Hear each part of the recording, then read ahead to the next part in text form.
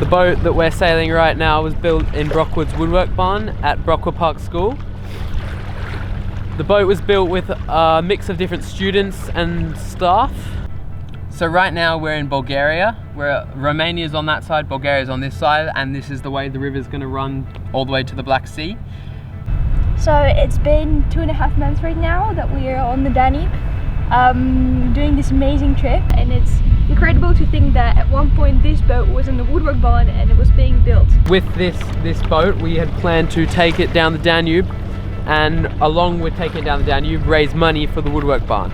If you've enjoyed watching our videos, we'd appreciate if you'd go on over to our Gofundme page and pitch in whatever amount of money you can to help more adventures like this happen, more wooden boats and more students making things with their hands.